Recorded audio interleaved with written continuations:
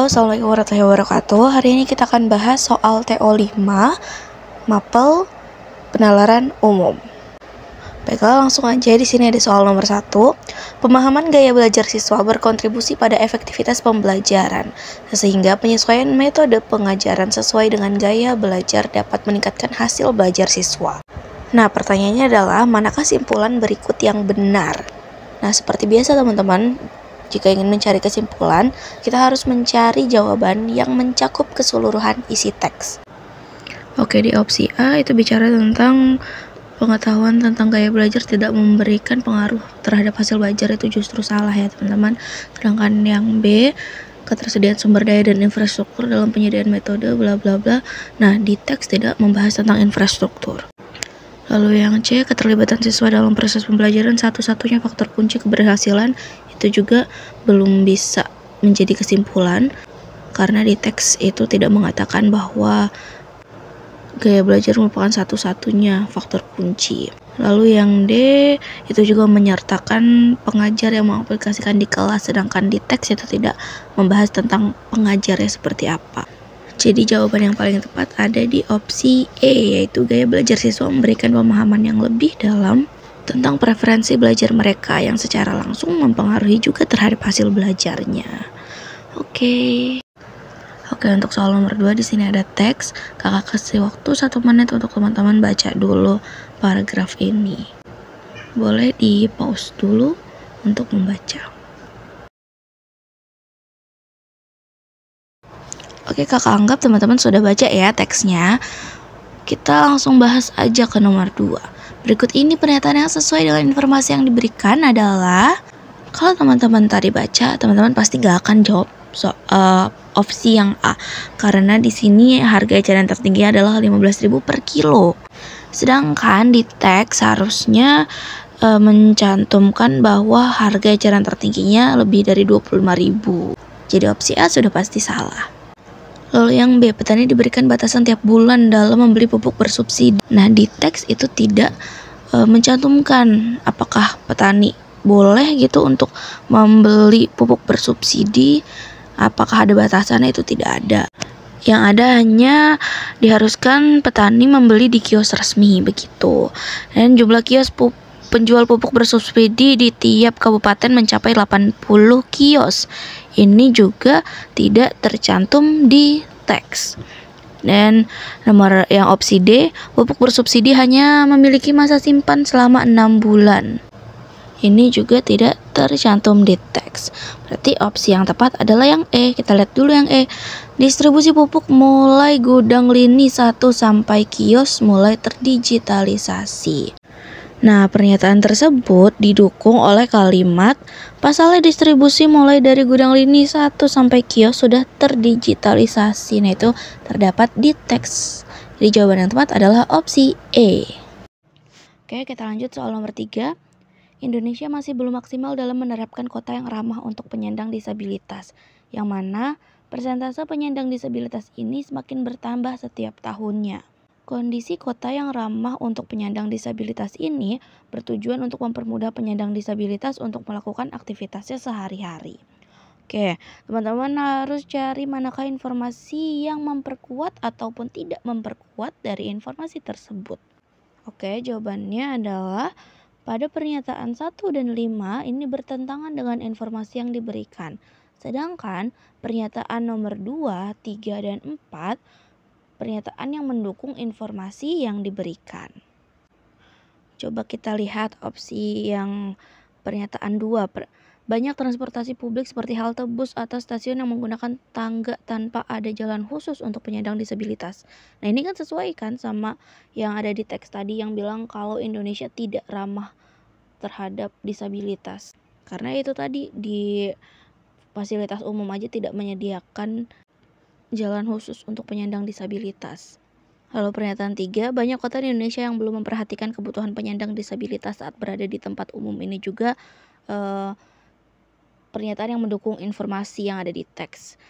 Lalu pernyataan keempat, penyediaan infrastruktur pembangunan belum memperhatikan penyandang disabilitas untuk menggunakan fasilitas umum seperti taman, jalan, atau dalam gedung. Nah, ini juga jelas dia memperkuat pernyataan yang ada di teks. Sedangkan pernyataan 1, kita lihat semua kota di Indonesia telah menerapkan sistem kota yang ramah terhadap penyandang disabilitas. Ini justru tidak memperkuat, karena di teks aja bilangnya Indonesia tidak ramah terhadap disabilitas. Sedangkan di opsi 5, setiap tahun penyandang disabilitas turun sehingga pemerintah tidak perlu menerapkan kota yang ramah terhadap penyandang disabilitas. Justru ini juga tidak memperkuat teks, karena jelas-jelas di teks bilang kalau penyandang disabilitas setiap tahunnya terus naik. Kita lanjut soal nomor 4. Oke, menurut para pakar lingkungan, membuang sampah sembarangan akan menjadi kebiasaan yang dilakukan masyarakat. Kebiasaan tersebut tidak boleh dianggap sepele karena kebiasaan ini membuat saluran air terhambat. Ketika musim hujan, saluran air akan tersumbat dan air tidak bisa tersalurkan dengan baik. Air yang terhambat akan menyebabkan saluran air meluap dan menyebabkan banjir.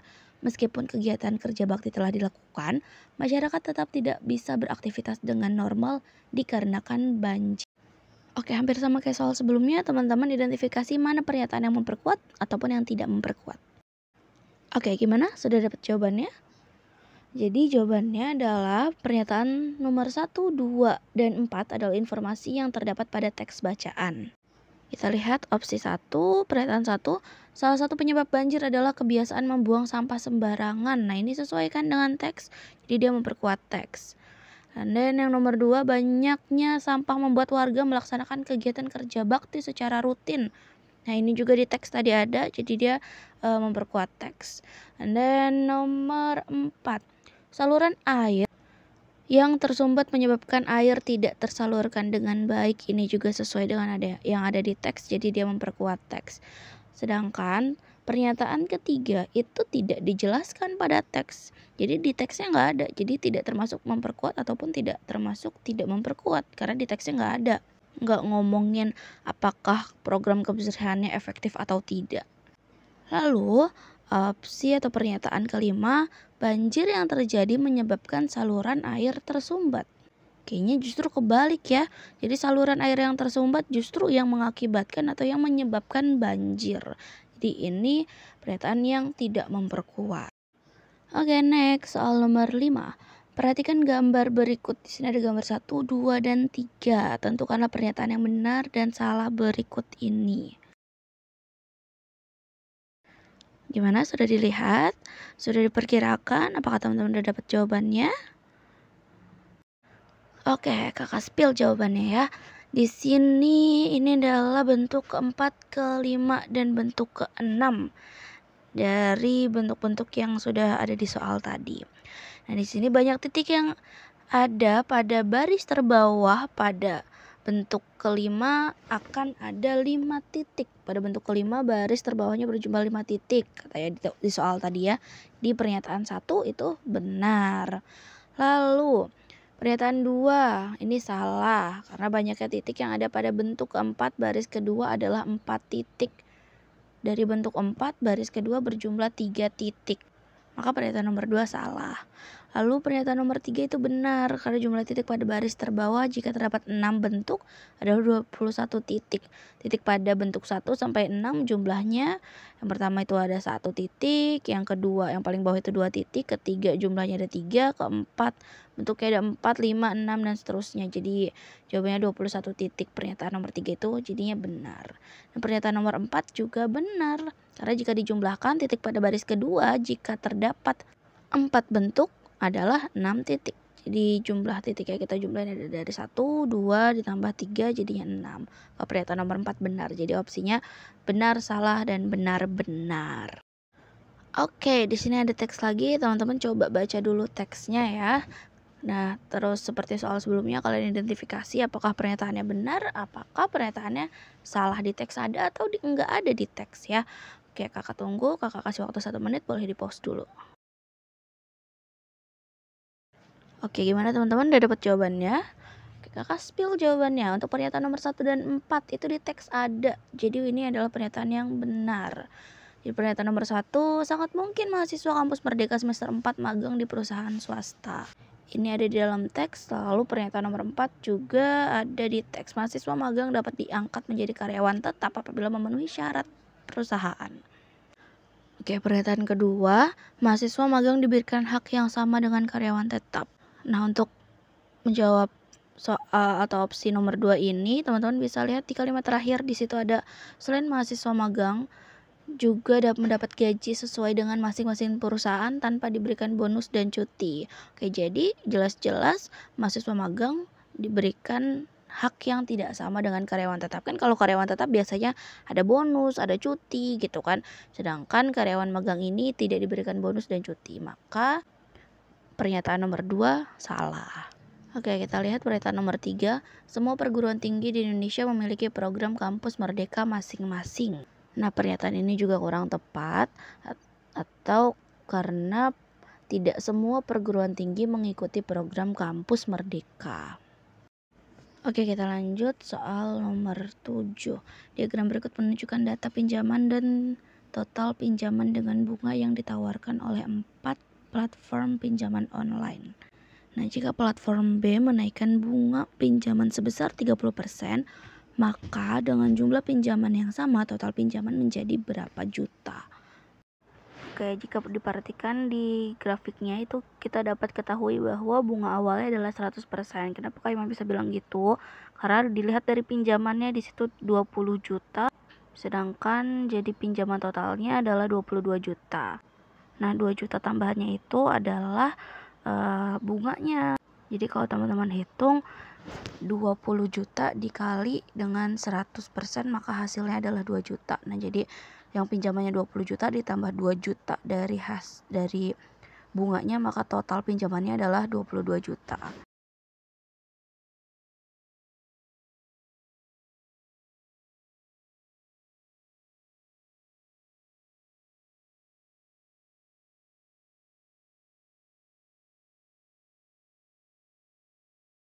Nah, sekarang kita udah tahu bunga awalnya adalah 100%.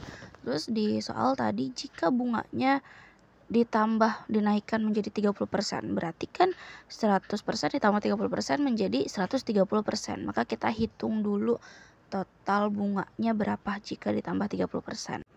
Nah, kira-kira nanti hasil hitungnya seperti ini. Jadi total bunganya adalah 2,6 juta, lalu ditambahkan dengan pinjamannya 20 juta, jadi 20 juta ditambah 2,6 juta, maka hasilnya adalah 22,6 juta. Selesai, teman-teman. Oke, lanjut soal nomor 8. Tina dan Didi bekerja di perusahaan yang berbeda. Tina libur setiap 4 hari, sedangkan Didi libur setiap 6 hari. Jika hari terakhir libur Tina adalah 30 April dan Didi adalah 8 Mei, maka mereka akan libur bersama di tanggal berapa Juni? Oke, kita lihat di sini Tina terakhir libur tanggal 30 April, sedangkan si Didi liburnya 8 Mei. Kita tinggal tambahin aja lah, karena tadi Tina liburnya per 4 hari, jadi Tina akan libur lagi tanggal 4 Mei, 8 Mei, 12 Mei, 16 Mei, 20 Mei, 24 Mei, 28 Mei, sampai dengan 1 Juni. Kalau kita tambahin per 4 hari ya, 30 tambahin 4 hari kan, jadi dia akan libur ke 4 Mei terus sampai ke 1 Juni, karena yang ditanyakan di bulan Juni. Sedangkan untuk Didi kita tambahin per 6 hari, karena kan tadi Didi liburnya 6 hari sekali kan. Jadi dari 8 Mei kita tambahin 6 hari jadi 14 Mei, dilanjut tambah 6 lagi jadi 20 Mei, tambah 6 lagi jadinya 1 Juni. Maka Didi dan Tina akan bertemu atau libur bareng di tanggal 1 Juni. Oke, next soal nomor 9. Indonesia di cincin api Pasifik sering terkena bencana alam seperti gempa bumi, letusan gunung berapi, tsunami, banjir, dan longsor. Kerentanan ini membuat pengelolaan resiko bencana dan manajemen darurat menjadi fokus penting di tengah ancaman yang tak terhindarkan. Meskipun pemerintah dan masyarakat telah berupaya dalam strategi manajemen risiko bencana, kompleksitas geografis dan cuaca di Indonesia terus menjadi tantangan dalam menjaga keamanan dan kesejahteraan penduduk. Oke, teman-teman cuma harus cari berapa jumlah pernyataan yang benar. Kita lihat opsi 1. Di sini pernyataan 1 adalah pernyataan yang salah. Kenapa? Karena geografis dan cuaca di Indonesia justru memiliki pengaruh besar terhadap tantangan keamanan dan kesejahteraan penduduk. dan bencana alam seperti gempa bumi, banjir, dan letusan gunung berapi dapat sangat dipengaruhi oleh kondisi geografis dan cuaca. Lalu pernyataan kedua itu adalah pernyataan yang benar, karena pernyataan ini Indonesia secara aktif terlibat dalam upaya pencegahan dan penanggulangan bencana. Next ke pernyataan keempat, pernyataan ketiga ya. Ini juga adalah pernyataan yang benar. Karena Indonesia dengan kerentanannya terhadap berbagai bencana alam harus memprioritaskan pengelolaan resiko dan manajemen darurat untuk mengurangi dampak yang mungkin akan timbul. Di tadi pernyataan yang benar kita udah dapat nomor 2 dan nomor 3. Kita lihat dulu pernyataan 4. Nah, di sini ini adalah pernyataan yang salah. Kenapa? Karena kerjasama antara pemerintah dan masyarakat Indonesia dalam mengelola risiko bencana dan manajemen darurat dapat mencerminkan kesadaran akan ancaman bencana. Ya, berarti nomor 4 salah nih ya. Kita lihat nomor 5. Pernyataan 5 ini juga adalah pernyataan yang salah. Karena Indonesia secara konsisten mengalami dampak bencana alam karena posisinya di cincin api Pasifik. Oke, jadi pernyataan yang benar ada di pernyataan nomor 2 dan 3, sehingga jumlah pernyataan yang benar adalah 2. Oke, kita lihat soal nomor 10. Di sini ada teks, rasisme adalah diskriminasi berdasarkan ras atau etnis, melibatkan penilaian dan perlakuan tidak adil terhadap individu atau kelompok. Ini dapat muncul dalam prasangka, stereotip, dan ketidaksetaraan di tingkat individu atau sistematik. Penanggulangan rasisme memerlukan upaya untuk meningkatkan kesadaran, mendorong keberagaman, dan melawan segala bentuk diskriminasi. Nah, perhatikan pernyataan-pernyataan di sini. Teman-teman cari manakah pernyataan yang benar atau salah, dan hitung berapa jumlah pernyataan yang benar. Kita lihat opsi 1. Opsi 1 adalah pernyataan yang benar. Kenapa? Karena rasisme mencakup diskriminasi terhadap individu atau kelompok berdasarkan perbedaan ras atau etnis yang dapat termanifestasi dalam prasangka dan stereotip. Ini ada ya tadi di teks. Lalu pernyataan kedua ini adalah pernyataan yang salah. Kenapa? Karena rasisme hanya berkaitan dengan penilaian positif terhadap individu atau kelompok berdasarkan perbedaan ras atau etnis. Karena sebenarnya rasisme melibatkan penilaian negatif atau perlakuan tidak adil terhadap individu atau kelompok berdasarkan ras atau etnis gitu ya. Jadi bukan dinilai secara positif, justru penilaiannya negatif. Lalu di pernyataan 3 ini adalah pernyataan yang benar.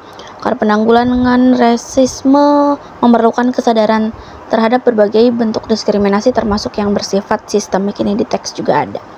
Oke, lalu pernyataan kelima adalah pernyataan yang salah. Rasisme hanya dapat terjadi di tingkat individu, bukan di tingkat sistemik. Padahal harusnya di teks ternyata juga rasisme tidak hanya terbatas pada tingkat individu aja, melainkan juga terdapat di tingkat sistemik gitu. Jadi pernyataan yang benar adalah pernyataan nomor 1 dan pernyataan ketiga dan juga keempat. Di pernyataan benar 1, 2, dan 4. Jadi ada 3 jumlah pernyataan yang benar. Oke, kita next ke soal nomor 11. Dehidrasi pada anak terjadi ketika tubuh kehilangan terlalu banyak cairan. Sementara itu, kondisi ini bisa terjadi lebih cepat karena bayi memiliki berat badan yang lebih rendah. Ketika bayi terpapar angin kipas yang terlalu kuat, penguapan cairan dari kulitnya dapat meningkat. Akibatnya, tubuh bayi kehilangan cairan lebih cepat daripada seharusnya.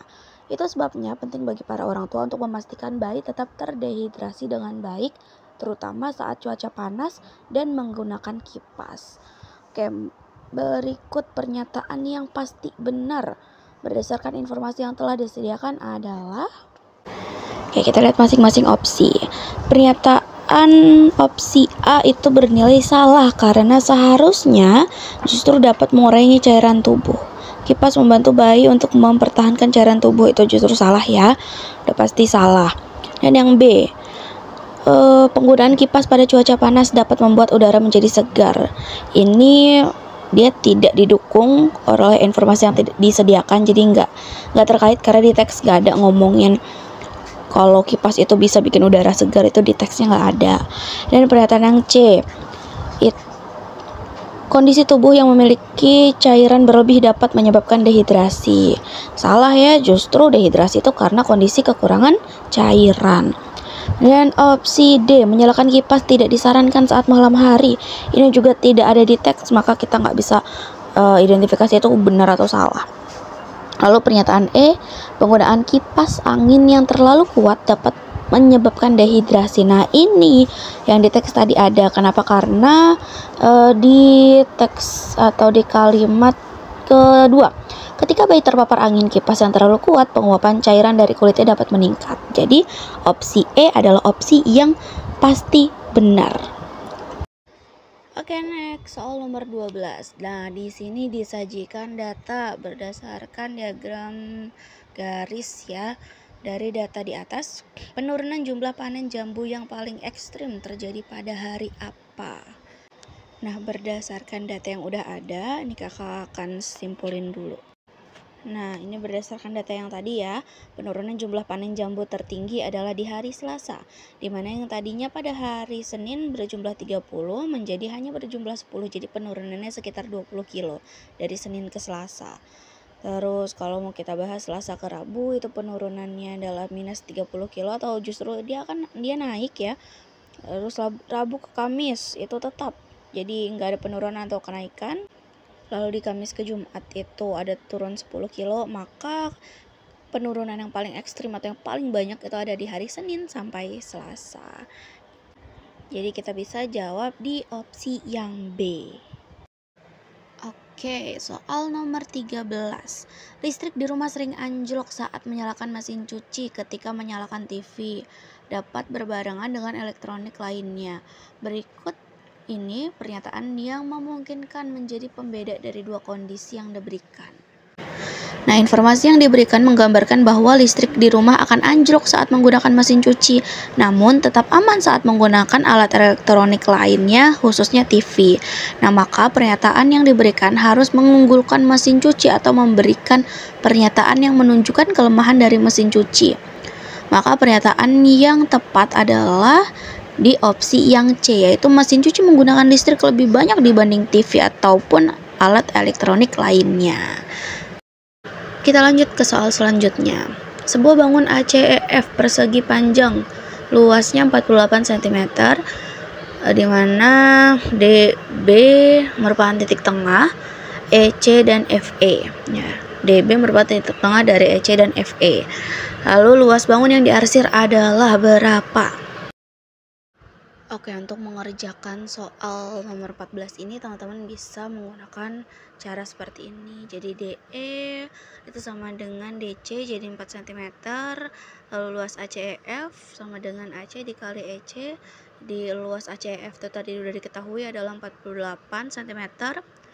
Sama dengan AC dikali 8, dimana karena EC-nya sudah diketahui kan, yaitu 8. Oke, jadi tinggal masukin aja. AC sama dengan 48 dibagi 8 sama dengan 6. Jadi FB sama dengan BE, yaitu 6 bagi 2 maka 3. Maka selanjutnya teman-teman hitung luas bagian yang diarsirnya, tinggal masukin data yang udah kita dapat sebelumnya, sehingga kita dapat hasilnya adalah 24 cm. Jadi jawaban untuk nomor 14 ini adalah di opsi yang B. Oke, kita lanjut soal nomor 15. Penyakit asam lambung atau GERD adalah kondisi di mana asam lambung naik ke esofagus atau kerongkongan. Gejala penyakit asam lambung diantaranya nyeri dada bagian tengah, kembung, mual, bahkan makanan atau cairan yang telah dikonsumsi naik lagi ke tenggorokan. Hal tersebut dikarenakan adanya peningkatan kadar gas dalam perut. Untuk meringankan gejala tersebut, dokter menyarankan agar mengkonsumsi obat antasida. Obat antasida bekerja dengan cara menetralkan asam lambung sehingga keluhan akibat naiknya asam lambung akan mereda. Nah, berdasarkan informasi tersebut, manakah pernyataan berikut yang pasti benar? Nah, kita lihat di opsi A.